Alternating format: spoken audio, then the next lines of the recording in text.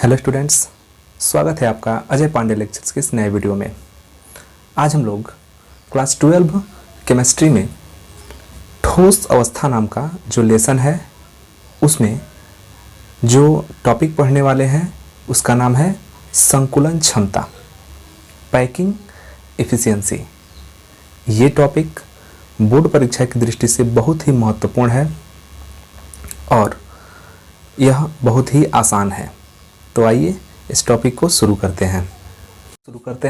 हमारा टॉपिक है संकुलन क्षमता, पैकिंग एफिशिएंसी। तो पैकिंग एफिशिएंसी है क्या, इसको समझने के लिए आप जैसा कि जानते हैं कि ठोस के जो अणु होते हैं वो काफ़ी एक दूसरे के करीब होते हैं। जैसे ठोस के जो अणु होते हैं इस तरह से एक दूसरे के बहुत ही निकट होते हैं।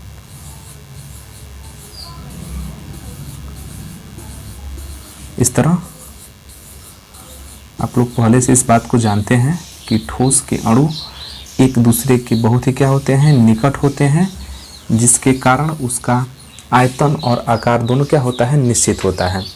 तो यहाँ की जैसा कि आप चित्र में देख रहे हैं कि ठोस के अणु हैं और ठोस के अणु एक दूसरे से काफ़ी क्लोज एक दूसरे से जुड़े हुए हैं और यह एक ठोस का निर्माण कर रहे हैं। लेकिन आप यहाँ देखेंगे कि जब ये अणु जुड़ रहे हैं तो इनके बीच में कुछ खाली स्थान रिक्त बच रहा है।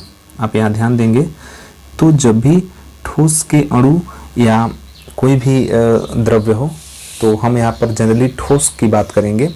तो ठोस के अणु जब आपस में जुड़ते हैं और किसी ठोस का निर्माण करते हैं, किसी क्रिस्टल ठोस का निर्माण करते हैं, तो उन ठोस के अणु हैं उनके बीच में कुछ रिक्त स्थान खाली बचता है, जिसको अंतरा अणुक स्थान कहा गया है।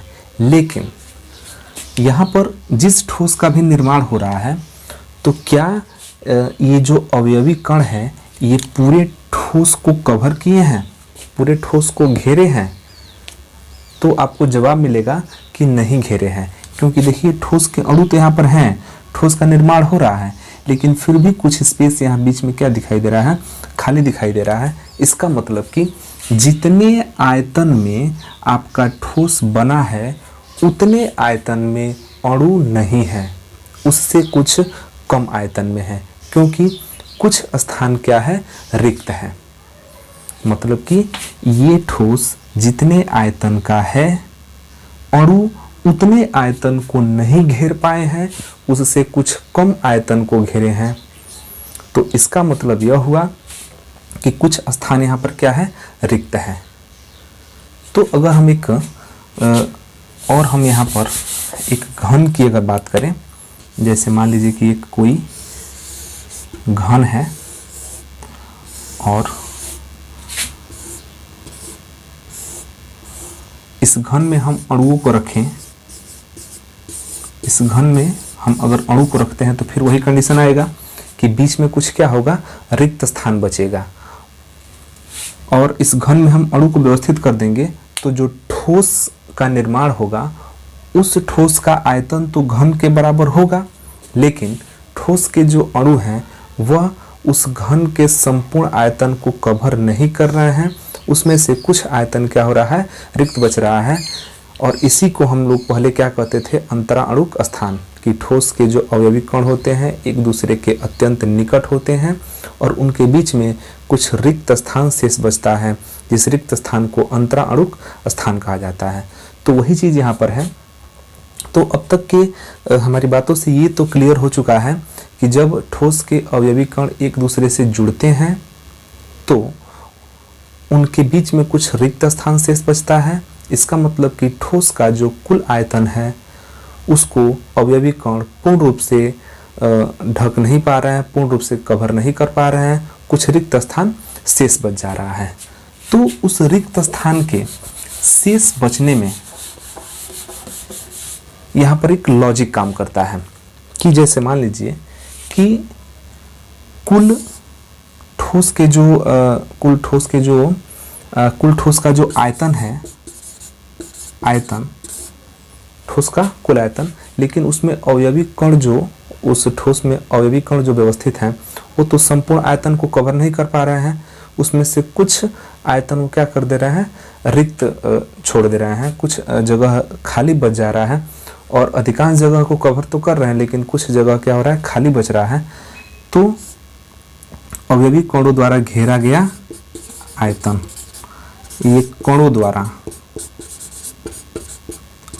घेरा गया आयतन, तो कोणों द्वारा घेरा गया आयतन और ठोस के कुल आयतन का जो अनुपात होता है, उस अनुपात को यदि हम परसेंटेज में निकाल दें तो उसको हम क्या कहेंगे, संकुलन क्षमता। मतलब यह हुआ कि किसी भी क्रिस्टलीय ठोस का जो आयतन होता है, उस आयतन में जो अवयवी कण होते हैं वो पूर्ण रूप से उस आयतन को नहीं घेरे होते हैं, कुछ स्थान क्या होता है, रिक्त होता है। तो वह संपूर्ण आयतन का जितना भाग अवयवी कण घेरे होते हैं उस भाग को क्या कहते हैं, संकुलन क्षमता कहते हैं। आपकी स्क्रीन पर एक चित्र दिखाई दे रहा है और इस चित्र में आप देख सकते हैं कि जो घन है, तो घन में जो अवयवी कण है वह अवयवी कण उस घन के संपूर्ण आयतन को नहीं घेर पा रहे हैं, कुछ स्थान क्या है, रिक्त है। तो संपूर्ण आयतन में जो ठोस के अवयवी कण हैं वो कितना जगह घेर पाते हैं, उसी को अगर हम परसेंटेज में निकालें तो उस परसेंटेज को बोलते हैं संकुलन क्षमता, पैकिंग एफिशिएंसी। तो आइए इस टॉपिक को, इस डेफिनेशन को लिख के समझते हैं। तो संकुल क्षमता का डेफिनेशन है कि किसी क्रिस्टल जालक में उपस्थित अवयवी कण, क्रिस्टल जालक, यहाँ ठोस की बात हो रही है, ठोस में क्रिस्टल जालक उपस्थित होता है, हमने इसको पिछले वीडियो में पढ़ लिया है। तो किसी क्रिस्टल जालक में उपस्थित अवयवी कण जालक के कुल आयतन का जितना भाग घेरते हैं उसे क्रिस्टल जालक की संकुलन क्षमता कहते हैं। एक बार पुनः देखिए कि किसी क्रिस्टल जालक में उपस्थित अवयवी कण जालक के कुल आयतन का जितना भाग घेरते हैं उसे क्रिस्टल जालक की संकुलन क्षमता कहते हैं। इस चीज़ को हम एक बहुत ही छोटे एग्जाम्पल से समझाने का प्रयास कर रहे हैं। आप समझिएगा, जैसे मान लीजिए कि कोई पेपर होता है या कोई परीक्षा होता है, तो मान लीजिए कि वो 100 नंबर का आपका पेपर हुआ और 100 नंबर में कोई स्टूडेंट्स है जो पाता है 75 नंबर। तो टोटल कितना है, टोटल पेपर कितने का है, 100 नंबर का, उसमें वो स्टूडेंट्स कितना नंबर गेन कर रहा है, कितना नंबर पा रहा है, तो 75 नंबर पा रहा है। तो अब इसका अगर परसेंटेज निकालना होता है तो जितना पाया है वह नंबर बटा कुल कितने नंबर का पेपर था वह, और मल्टीप्लाई कर देते हैं 100 से, तो कट जाता है और हम लोग कहते हैं कि वह लड़का कितना परसेंट पाया है, 75%। ठीक उसी प्रकार जैसा कि आप जानते हैं कि ठोस के जो अवयवी कण होते हैं, तो जब वो एक दूसरे से जुड़ते हैं तो उनके बीच में कुछ रिक्त स्थान शेष बचता है और फिर भी वो क्या करते हैं, एक ठोस का निर्माण कर लेते हैं। तो उस ठोस का अपना कुछ क्या होता है, कुछ ना कुछ आयतन होता है। तो यहाँ पर इस ठोस का, क्रिस्टल जालक का कुल आयतन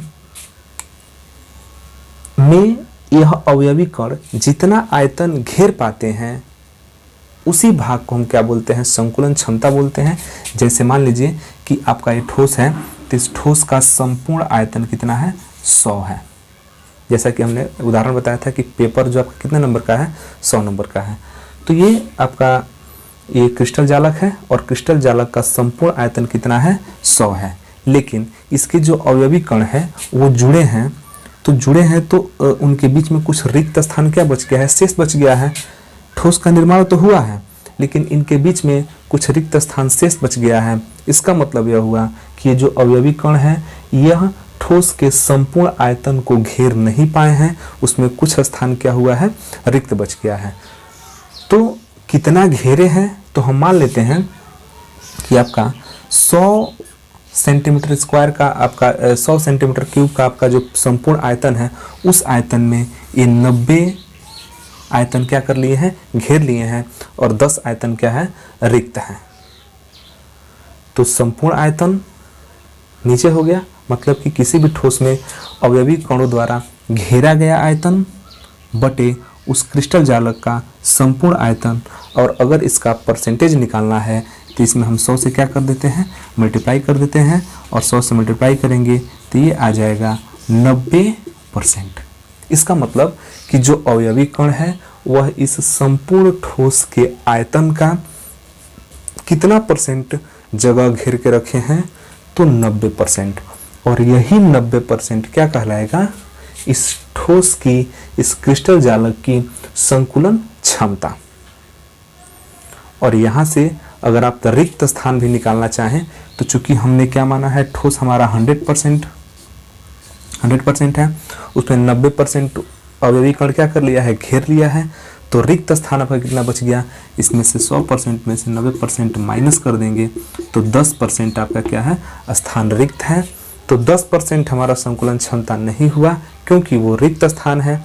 हमारा संकुलन क्षमता कितना हुआ, जितना अवयवी कण जगह को घेर के रखा है वो हमारा क्या है, संकुलन क्षमता है।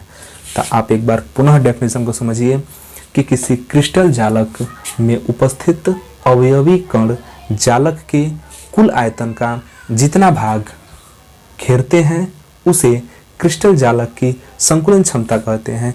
तो जैसे कि मान लीजिए क्रिस्टल जालक का संपूर्ण आयतन 100 है और उस 100 में से अवयवी कण 90 आयतन घेर लिया है, तो 90/100 और उसमें 100 से गुणा कर देंगे तो परसेंटेज में हो जाएगा, और मिला कितना, 90%। यही 90% क्या कहलाता है, संकुलन क्षमता कहलाता है। तो यहाँ संकुलन क्षमता का फॉर्मूला मिल जाता है कि क्रिस्टल जालक के अवयवी कण का आयतन बटा क्रिस्टल जालक का कुल आयतन। तो हमने बताया कि जो भी क्रिस्टल जालक होता है उसमें जो अवयवी कण होते हैं वह उस ठोस का जो आयतन होता है उससे कुछ कम आयतन ही कवर कर पाते हैं, क्योंकि आप जानते हैं कि जब ठोस के अवयवी कण एक दूसरे से जुड़ते हैं तो उनके बीच में कुछ रिक्त स्थान शेष बच जाता है, और उस रिक्त स्थान को हम क्या बोलते हैं, अंतराणुक स्थान बोलते हैं, खाली स्थान बोलते हैं, मुक्त स्थान बोलते हैं। तो यहाँ पर वह अवयवी कण कितना आयतन कवर कर पा रहा है उसी आयतन तथा क्रिस्टल जालक के संपूर्ण आयतन में जब 100 से गुणा करेंगे, इनके अनुपात में 100 से गुणा करेंगे तो संकुलन क्षमता प्राप्त हो जाता है।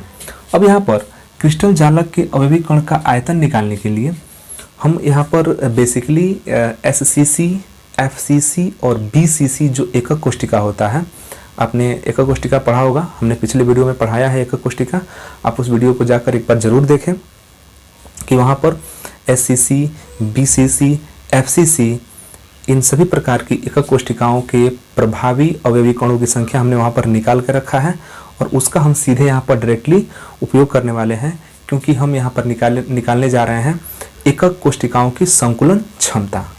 तो एकक कोष्टिकाओं की संकुलन क्षमता चूँकि हम यहाँ पर 3 प्रकार से निकालेंगे एकक कोष्टिका, आप सिर्फ एक अगर आप समझ जाते हैं तो बाकी 2 स्वतः कर सकते हैं, बहुत ही आसान है।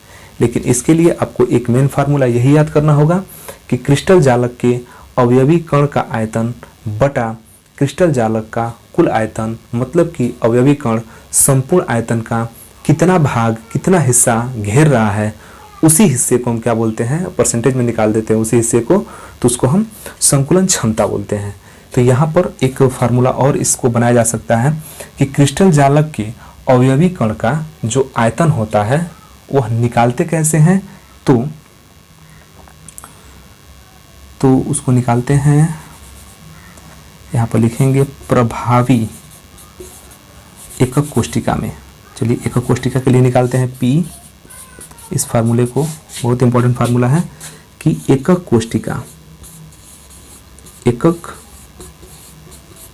कोष्टिका वो चाहे किसी भी प्रकार का एकक कोष्टिका हो, हम यहाँ पर क्रिस्टल जालक के अवयवी कण का आयतन निकालना सिखा रहे हैं। तो एकक कोष्टिका में प्रभावी अणुओं की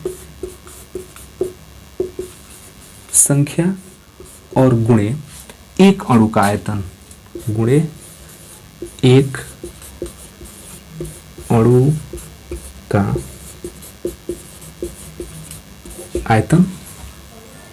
तो जैसे मान लीजिए कि एक अणु का आयतन अगर आपको ज्ञात है तो उस क्रिस्टल जालक में जितने भी अणु हैं उन सब क्या कर देंगे, मल्टीप्लाई कर देंगे। तो यहाँ पर सीधे लिखा गया है कि एकक कोष्टिका में प्रभावी अणुओं की संख्या अगर 2 अणु है तो हम क्या करेंगे, एक अणु का आयतन निकालेंगे, उसमें 2 से गुणा कर देंगे तो उस क्रिस्टल जालक में अवयवी कण का आयतन निकल जाएगा।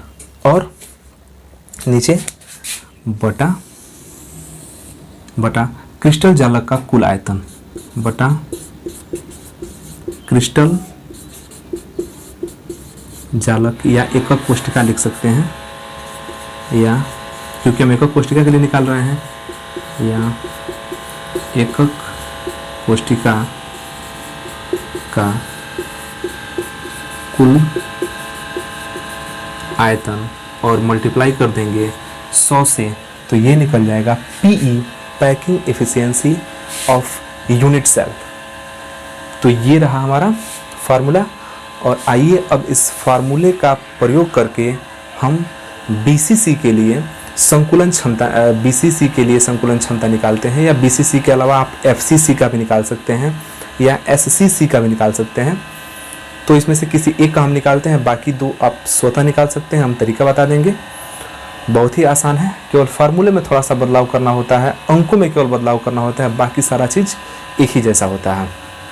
तो आइए देखते हैं एकक कोष्टिका की। तो हमारा अगला टॉपिक है कि सरल घनीय एकक कोष्टिका के लिए संकुलन क्षमता, पैकिंग एफिशिएंसी ऑफ SCC। सरल एकक कोष्टिका के लिए संकुलन क्षमता। तो यहाँ पर एक बार आपको हम समझा दें कि सरल एकक कोष्टिका कहते किसे हैं। तो हम लोगों ने पिछले वीडियोज में हम लोगों ने पढ़ लिया है कि जो एकक कोष्टिका होता है उसको हमने एक घन के आकार में माना था।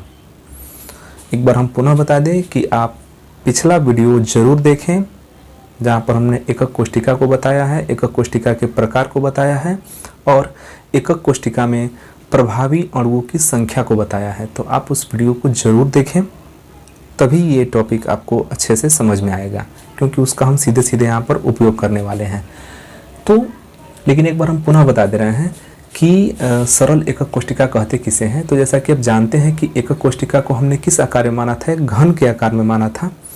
और सरल एकक कोष्टिका वह एकक कोष्टिका है कि जिसमें घन के प्रत्येक कोने पर अवयवी कण उपस्थित होता है। हम एक चित्र यहाँ पर आपको बना दे रहे हैं कि यह मान लीजिए कि एक घन है, यह हमारा एकक कोष्टिका है। तो यह एकक कोष्टिका सरल एकक कोष्टिका तब कहलाता है कि जब इसके कोने पर 8 कोनों पर अवयवी कण उपस्थित होता है, तो इसको हम क्या बोलते हैं, सरल एकक कोष्टिका। ये सरल एकक कोष्टिका का चित्र हो गया। और इस चित्र को, इसमें 8 अवयवी कण हैं, तो 8 अवयवी कण में ये वास्तव में ये चित्र इस प्रकार का होता है, इस तरह से।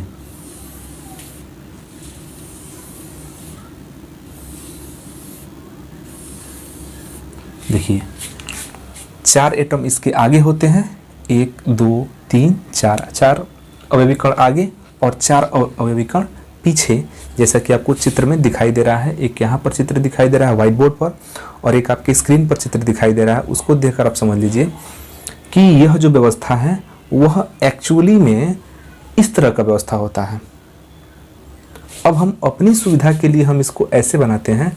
तो ये जो आपका डिस्टेंस है वो यह वाला है, यह जो अवयवी कण है वह यह है, यह जो अवयवी कण है वह यह है, नीचे वाला यह है, यह वाला यह है, और बाकी जो 4 है वो ठीक इसके पीछे है। ये देखिए इस तरह से इसके सेंटर को हम मान लेते हैं। ये इस तरह कंडीशन होता है। एक बार हम पुनः बताएं कि स्क्रीन पे आपको जो चित्र दिखाई दे रहा है वो सरल एकक कोष्टिका का चित्र है। ये 4 आगे वाला है और 4 अवयवी कण का है पीछे है। लेकिन आप एक चीज़ और जानते हैं कि यह व्यवस्था तो भले इस प्रकार का होता है, लेकिन यह जो अवयवी कण है इसका संपूर्ण योगदान इस एकक कोशिका में नहीं होता है। आप जानते हैं कि इसका योगदान मात्र 1/8 होता है। आप जानते हैं कि इस एकक कोशिका में इस कोने पर के जो अवयवी कण होते हैं उनका योगदान मात्र कितना होता है, 1/8 होता है। तो यदि इस एकक कोशिका में हम प्रभावी अणुओं की संख्या ज्ञात करें तो कुल अणु कितने हैं, 1 2 3 4, 4 ऊपर 4 नीचे 8 हो गए। तो यहाँ पर 8 अवयवी कण हैं और एक कण का योगदान कितना है, तो 1/8, 8 से 8 कट गया इक्वल टू 1। मतलब कि इस एकक कोशिका में, सरल एकक कोशिका में प्रभावी अणुओं की संख्या कितना निकल गया, 1 निकल गया। तो प्रभावी अणुओं की संख्या को आप ध्यान रखिएगा क्योंकि ये बहुत ही इंपॉर्टेंट है। हम इसी की सहायता से संकुलन क्षमता ज्ञात करेंगे। तो आप इस टॉपिक को ध्यान से समझिए। ये सरल एकक कोशिका है, हम एक एक चीज़ को लिखते जा रहे हैं। आप एक बार पुनः समझ लीजिए कि सरल एकक कोशिका किसे कहते हैं। जब एकक कोशिका के मतलब कि आपके घन के 8 कोनों पर एक एक अवयवी कण उपस्थित होगा, सेंटर में अवयवी कण नहीं होगा, इधर फलक पर भी नहीं होगा, कहीं भी नहीं होगा, केवल कोने पर उपस्थित होगा, तो इसको हम क्या बोलेंगे, घनीय एकक कोशिका, सरल घनीय एकक कोशिका। इसमें अवयवी कण कितने होते हैं, 8 होते हैं, जबकि एक का जो योगदान होता है वह 1/8 होता है। इसको हमने पिछली वीडियो में बताया है। तो हम इसको लिखते चलें कि सरल एकक कोशिका में प्रभावी अणुओं की संख्या, प्रभावी अणुओं की संख्या की अगर बात करें तो इसमें 8 अणु होते हैं, 8 कण होते हैं और एक का योगदान 1/8 होता है। तो कुल मिला के यहाँ पर सीधे सीधे इस सरल एकक कोशिका में कुल प्रभावी अणु कितने हो गए, 8 हो गए। और जैसा कि आप जानते हैं कि संकुलन क्षमता निकालना है, तो संकुलन क्षमता निकालने के लिए हमको इस घन का आयतन चाहिए और इसमें जो अवयवी कण जगह घेरे हैं उन अवयवी कणों का भी क्या चाहिए, आयतन चाहिए। और फिर उसका हम अनुपात निकाल के 100 से गुणा करेंगे तो आपका संकुलन क्षमता निकलेगा।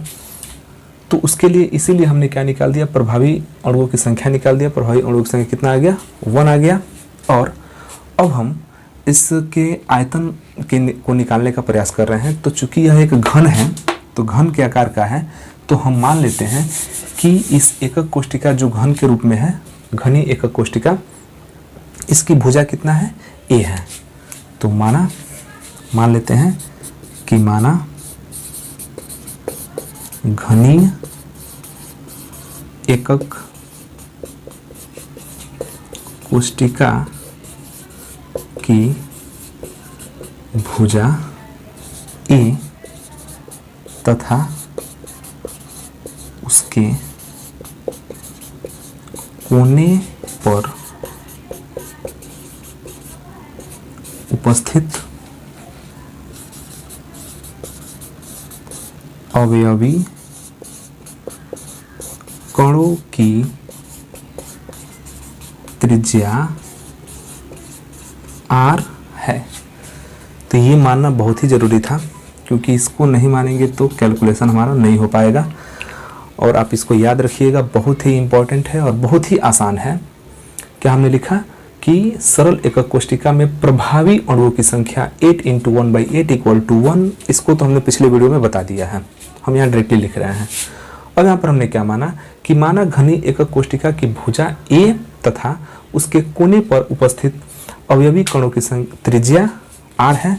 ये भुजा हमने a माना और ये जो अवयवी कण इसके कोने पर उपस्थित हैं, इन अवयवी कणों की त्रिज्या हम कितना मान ले रहे हैं, r मान ले रहे हैं।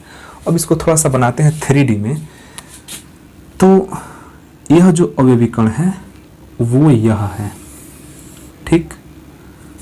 देखिए ये जो भुजा है, आप बोले भुजा को समझिए, ये भुजा हो गया जो कितना है, ये है। और यह जो अवयवी कण है वो यह है। ठीक, भुजा आपका ए हो गया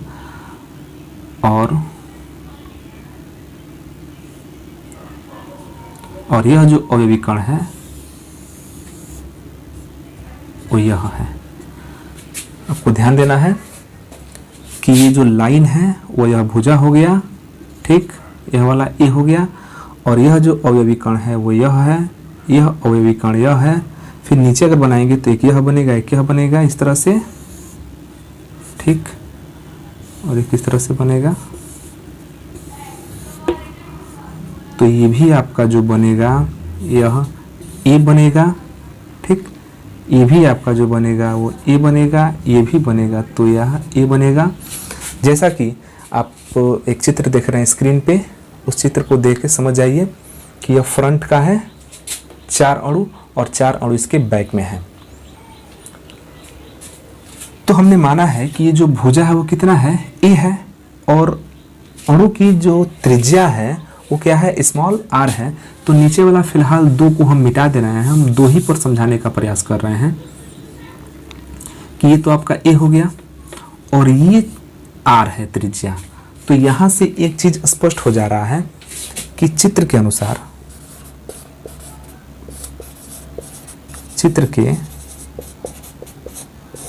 एक चीज क्लियर हो रहा है कि ये आर और आर दोनों मिलकर कितना हो गया, ए हो गया। मतलब कि जो ए है वो हो जाता है आर प्लस आर के बराबर, मतलब कि किसके बराबर, 2r के बराबर। अब यही आपको ध्यान देना है कि कैसे हुआ। ये हमारा क्या है, इस एक घनी एकक कोष्टिका की भुजा है और r क्या है, इस अणु की त्रिज्या है। तो आप यहाँ समझ सकते हैं कि ये जो कंडीशन है वो इस प्रकार का कंडीशन है। ये आपका भुजा है और इसके कोने पर क्या है, अवयवी कण है। तो इनकी त्रिज्याओं का जो योगफल होगा वह उस घन के भुजा के क्या हो जाता है, बराबर हो जाता है। ये थोड़ा सा इस प्रकार का है। तो हम चित्र को अपनी सुविधा के अनुसार दिखाने के लिए ऐसे बनाया जाता है, लेकिन एक्चुअली में इस तरह का होता है। एक बार पुनः हम इस चित्र को आपको स्क्रीन पे दिखा रहे हैं, तो देखिए ध्यान से। तो यहाँ पर ए इक्वल टू कितना आ गया, 2r। अब हमको इस एकक कोष्टिका की अगर संकुलन क्षमता निकालना है तो हमको इस एकक कोष्टिका का संपूर्ण आयतन निकालना पड़ेगा। तो यहाँ पर संकुलन क्षमता का जो फॉर्मूला होता है वो क्या होता है, ध्यान से देखिए। संकुलन क्षमता एकक कोष्टिका की संकुलन क्षमता। तो एकक कोष्टिका की संकुलन क्षमता का जो फार्मूला होगा वो फार्मूला क्या होता है, ध्यान से देखिएगा। एकक कोष्टिका में प्रभावी अणुओं की संख्या। तो यहाँ पर हम लिख दे रहे हैं एकक कोष्टिका में प्रभावी अणुओं की संख्या मल्टीप्लाई एक अणु का आयतन। तभी तो आपका यह कितना घेर रहा है वो निकलेगा, क्योंकि हमने फार्मूला क्या लिखाया है कि संकुलन क्षमता बराबर क्रिस्टल जालक में अणुओं द्वारा घेरा गया आयतन बटे क्रिस्टल जालक का कुल आयतन। कि यह अणुओं द्वारा घेरा गया आयतन है, क्योंकि एकक कोष्टिका में प्रभावी अणु कितने हैं, 1 है। तो क्योंकि यही घेर के रखा है, यही 1 अणु जितना आप आयतन घेर ले, और उसका बटा क्या होता है, संपूर्ण आयतन। संपूर्ण आयतन और मल्टीप्लाई किसे कर देना है, 100 से। तो क्या निकलेगा यहाँ पर, संकुलन क्षमता निकल जाएगी। तो आप इतने का एक बार स्क्रीनशॉट ले लीजिए। हम इधर से ऊपर से यहाँ से मिटा रहे हैं। तो एक बार पुनः आप देख लीजिए कि सरल एकक कोष्टिका में प्रभावी अणुओं की संख्या कितना हो गया, 1 हो गया। माना घनी एकक कोष्टिका में भुजा कितना है, यह ए है, और जो यह इस पे अवयवी कण लगे हुए हैं इसकी त्रिज्या r है, वो हमने लिख दिया। चित्र के अनुसार आप इसको यहाँ पर समझिए। तो यह भुजा ए हो गया और इसमें 2 अवयवी कण जुड़े हुए हैं जिनकी त्रिज्या स्मॉल r है। तो चित्र के हिसाब से दिखाई दे रहा है कि जो a है वो 2r के क्या है, बराबर है। तो उसको हमने लिख दिया a = 2r। और यदि हम इसको यहाँ पर आपको समझाएं तो एकक कोष्ठिका में प्रभावी अणुओं की संख्या कितनी है, 1 है, क्योंकि यह सरल घनीय एकक कोष्ठिका है और सरल घनीय एकक कोष्ठिका में प्रभावी अणुओं की संख्या कितना होता है, 1 होता है। तो ये 1 हो गया इंटू एक अणु का आयतन। तो चूंकि अणु को हम कैसा मानते हैं, गोले के समान मानते हैं, और गोले का जो आयतन होता है वो होता है 4/3 πr³। तो 1 प्रभावी अणु की संख्या और एक अणु का आयतन 4/3 πr³ बटा संपूर्ण आयतन। तो ये संपूर्ण रूप से क्या है, एक घन है, और घन का जो आयतन होता है वो होता है भुजा का क्यूब, और इसमें मल्टीप्लाई कर देना है कितने से, 100 से। और इसको सॉल्व कर देंगे, सॉल्व करने के बाद जो आएगा वही हमारा क्या हो जाएगा, संकुलन क्षमता होगा। तो हम ऊपर वाला थोड़ा सा मिटा रहे हैं।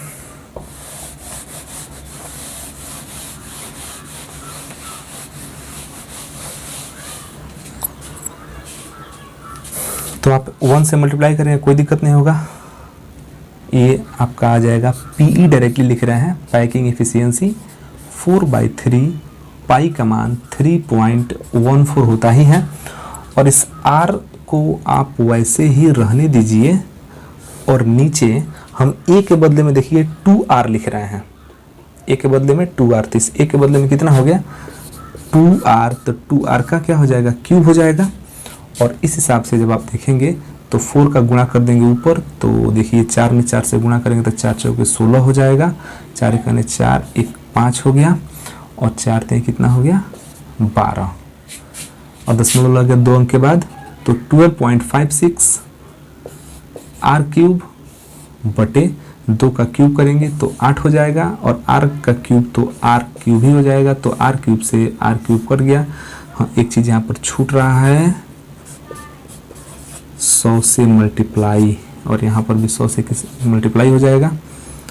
तो आप 100 से मल्टीप्लाई करेंगे तो PE = निकल गया, 100 से मल्टीप्लाई करेंगे तो देखिए ये 0.7 हो जाएगा, ये 1256 हो गया, और भव्य कितना हो गया, 8 हो गया। अब आप जब इसको डिवाइड करेंगे 8 से तो देखिए कितना हो जाएगा,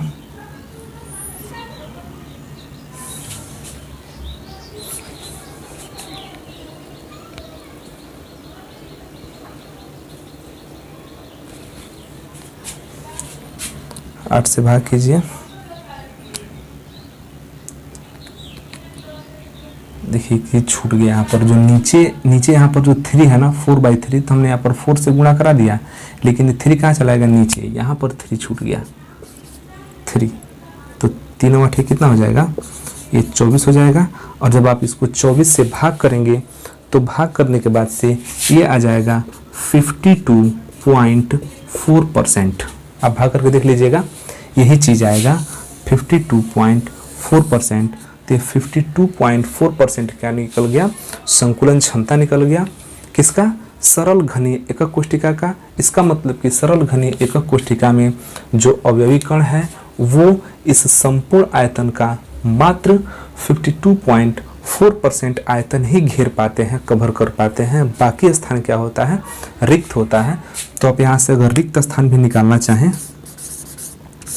रिक्त स्थान अगर निकालना चाहें तो 100% में से 52.4% माइनस कर देंगे, जो आएगा वो आपका रिक्त स्थान हो जाएगा।